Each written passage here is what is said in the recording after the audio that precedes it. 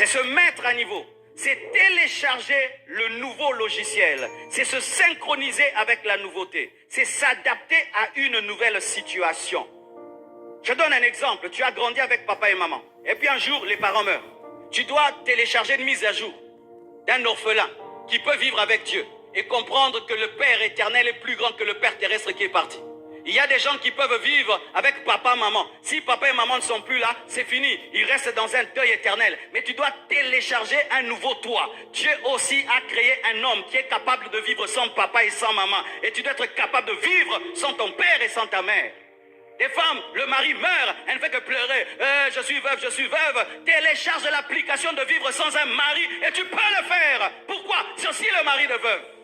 Alléluia. Il y a des gens, ils ont la spiritualité. Quand ils ont un pasteur derrière eux, ils ont des frères et sœurs derrière eux. Il va en URSS, il n'y a pas de chrétien, il ne connaît personne, il abandonne la foi. Télécharge la capacité d'avoir une intimité dans la solitude, même si personne ne parle ta langue. Adaptez-vous à vos nouvelles situations. La vie ne va pas te suivre, c'est toi qui dois t'imposer sur elle. Oh, donne-moi la main. Donne-moi la main. Tu te réveilles le matin, le projet, j'aurai une belle journée. Tout le monde sera gentil avec moi. Tu entres dans le bus, on marche sur tes pieds. Tu entres comme ça, on t'insulte. Tout d'un coup, tu sens que ta journée est en train de se gâcher. Maintenant, tu dis, oh, je dois rentrer vite à la maison. Ma journée se gâche. Non, télécharge maintenant la connaissance de Dieu par rapport à cette situation où tu as la capacité de garder la paix malgré que la barque est agitée. Alléluia. Tu as la capacité de garder la joie malgré qu'autour de toi, il y a la colère. Tu entres dans une chambre au-dedans de toi, la chambre de ton esprit, et tu ne subis pas ce qui se passe au derrière, autour de toi. Vous savez, le jour qu'on a organisé Équilibre, tu t'imagines, tu organises ta première conférence internationale. Ce jour-là, la lumière ne fonctionne pas bien. Les écrans ne fonctionnent pas bien. Il fait noir. Tout est bizarre. Les insectes s'invitent pendant la prédication et tu dois prêcher. Vous savez ce que j'ai fait? J'ai oublié tout ce qu'il y avait. Je ne voyais plus les insectes. Je ne voyais plus le noir. J'étais avec Jésus-Christ en train de prêcher devant Jésus-Christ. Parce que quand je vous prêchais, je ne vous voyais même pas. Je ne voyais rien. Mais je me prêchais à moi-même et je prêchais à Jésus. Quand je suis descendu, on m'a dit, tu as bien prêché. Mais j'ai prêché à qui? Mais si j'étais incapable de télécharger un nouveau moi, capable de prêcher dans des circonstances mauvaises, j'allais dire, rentrer et demain je prêcherai. Si j'osais le faire, ça allait échouer. Frère, ayez la capacité de t'adapter à de nouvelles situations. Ayez la capacité de t'adapter à des surprises. Ayez la capacité de t'adapter à des surprises. Je répète, ayez la capacité de t'adapter à des surprises. Ce n'est pas toi le maître des temps des circonstances. C'est Dieu qui est le maître des temps des circonstances. Et des fois, tu auras des surprises. Je ne m'attendais pas. Je ne m'attendais pas. Je ne m'attendais pas. Arrêtez de pleurer sur je ne m'attendais pas. Pourquoi Dieu m'a fait ça? Pourquoi? Arrête de poser les questions. Les questions engendrent des questions. Assume, gloire à Dieu. Maintenant, je m'en sors comment? Je fais comment? Je vends quoi? Je cherche quoi? Je vais où? Que dit Dieu dans cette situation? Sharabo Sakabaya. Endalaba Shakalabraya. Alléluia. Et tu découvriras que cette situation est la meilleure de ta vie parce qu'elle va manifester le géant qui est en toi, le guerrier qui est en toi, le bagarreur qui est en toi, l'homme fort qui est en toi. Pourquoi papa est mort? Pourquoi papa est mort? Arrête de pleurer, papa est mort, il est déjà mort. Maintenant, comment je vais vivre sans un père? Comment je vais vivre? Comment je vais finir mes études? Comment je vais devenir fort? Comment je vais faire? C'est ça que tu dois te poser comme question. On te chasse du travail et puis tu fais que pleurer. Même si tu pleures, est-ce qu'on va te réengager? Comment je vais vivre? Comment je vais payer la maison? Alors qu'on m'a chassé du travail.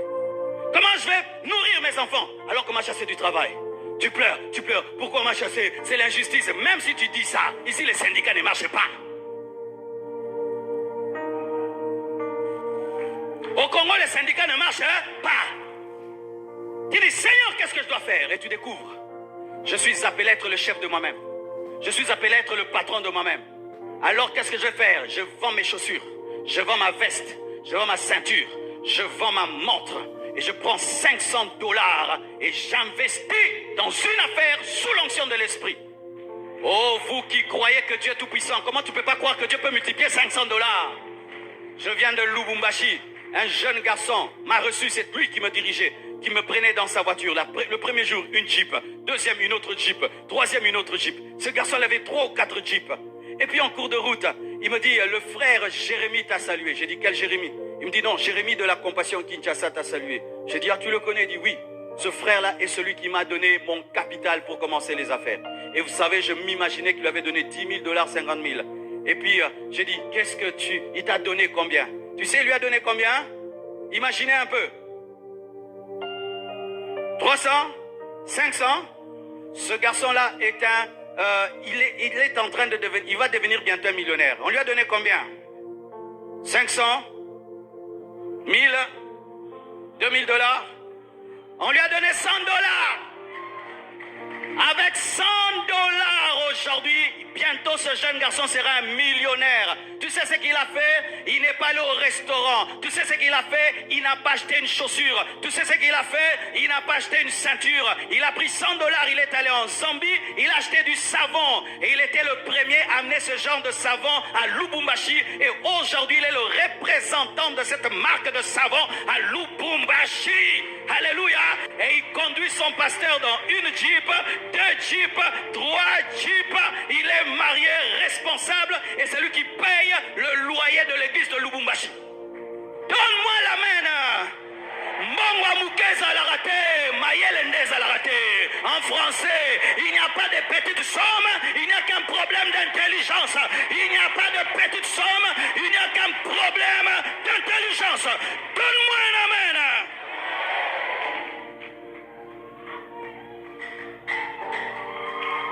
Matel et non s'il s'attend. Alléluia. Il y a des jeunes, il vient au bureau, tu lui donnes 200 $, il te regarde comme s'il reviendra. Arrangez-moi, il y a un son là, il y a un bruit là, je ne comprends pas. Alléluia. Il te regarde comme s'il reviendra. Seulement, tu n'as rien dans la tête. Tu n'as rien dans la tête, frère. Quand j'ai eu mes premiers 100 $, j'ai fait ce que Dieu m'a dit. Car c'est que si quand tu as une chose dans la main et tu sens que ce n'est pas ta récolte, sache que c'est ta sémence.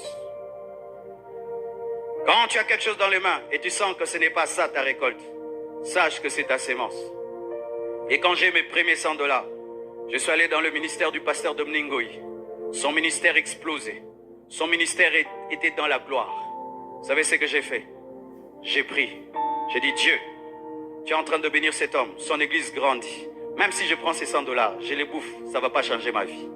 Mais je les mets dans le ministère de cet homme de Dieu. Que cette onction qui est sur sa vie vienne sur ma vie. Aujourd'hui, l'église Compassion atteint des fois 10 000 personnes lorsque nous tenons des actions. C'est venu dans ma vie. Frères et sœurs, arrêtez de vous plaindre des surprises, mais adaptez-vous aux surprises. Adaptez-vous aux surprises. Adaptez-vous aux surprises. Adaptez-vous aux surprises. Adaptez-vous aux surprises. Et s'il y a quelque chose que j'aime au Congo, c'est que tu peux voir une Toyota, mais qui a un moteur de Mercedes. Adaptation, vrai ou faux? Alléluia. Les mécaniciens du Congo font des miracles. Tu vas voir. Il fut un temps, j'avais une voiture, j'avais fabriqué moi-même une voiture.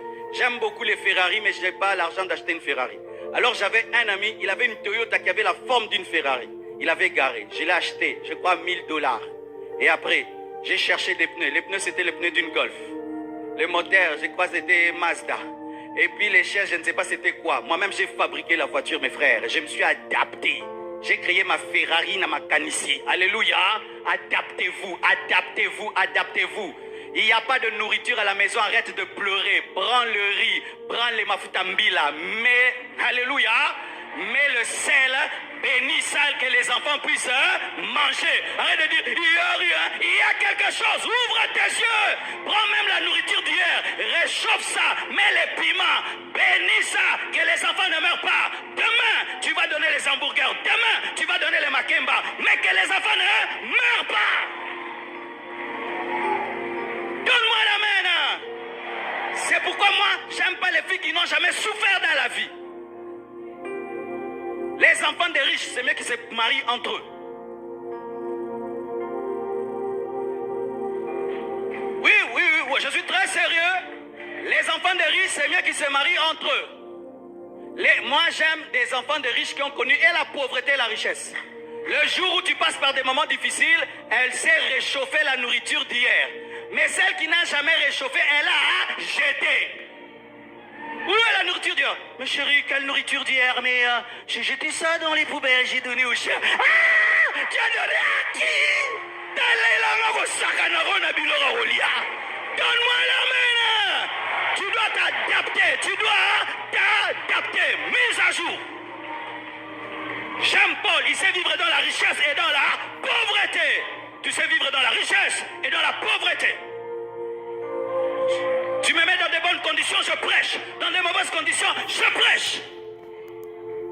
Faut pas être un serviteur de Dieu trop capricieux. Tu ne sais prêcher que dans le luxe. Non, tu as un problème. Un jour, tu iras quelque part, il n'y a pas de micro, il n'y a pas d'électricité, il n'y a pas d'ordinateur, il n'y a pas d'écran, il n'y a pas de baffle retour. Mais il y a le Saint-Esprit, il y a la parole, il y a des âmes qui doivent être guéries. Tu t'adaptes et tu sauves les âmes.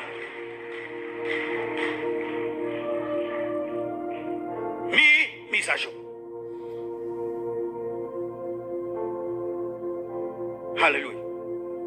C'est celui-là, il faut le débrancher, celui-là. Alléluia. C'est se mettre à niveau. C'est télécharger le nouveau logiciel. Se synchroniser avec la nouveauté.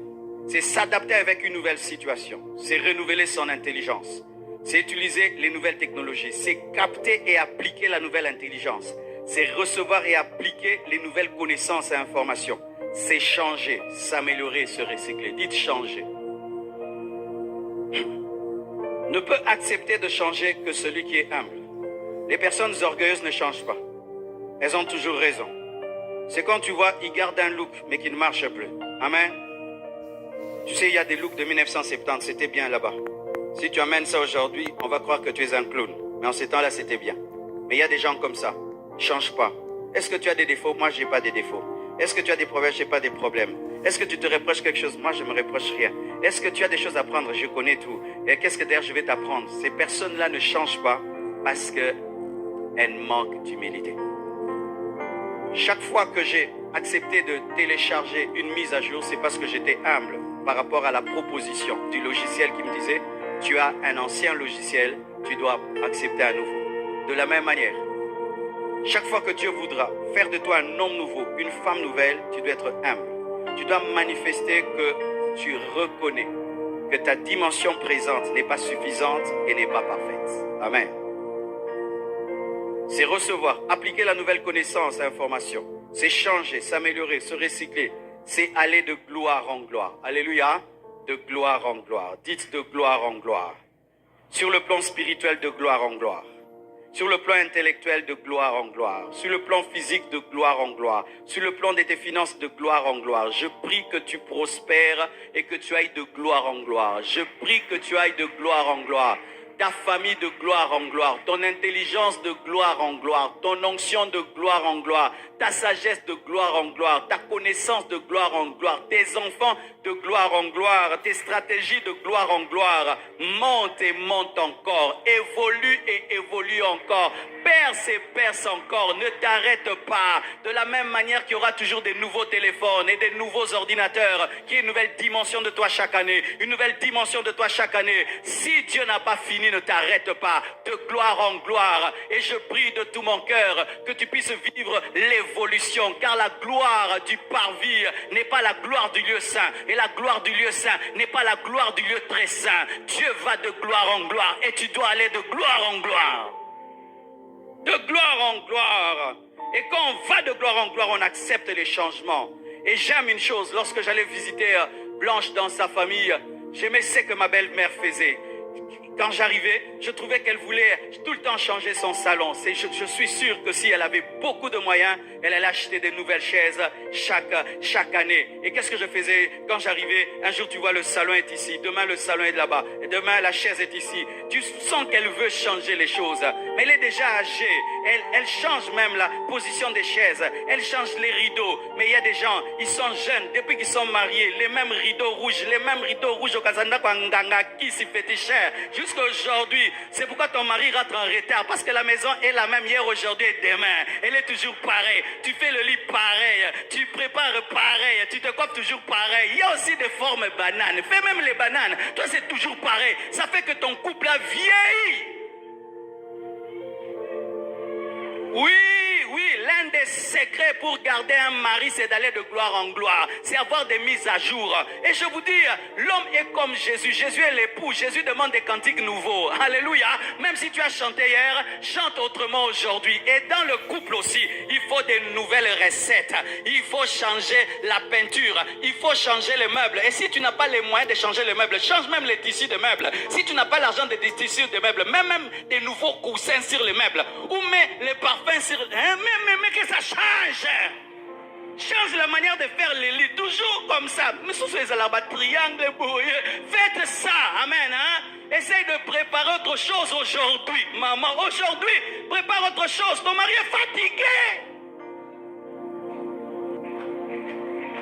Sans parole de connaissance, ton mari va manger le riz et le pondou. C'est pourquoi après le culte, il va traîner.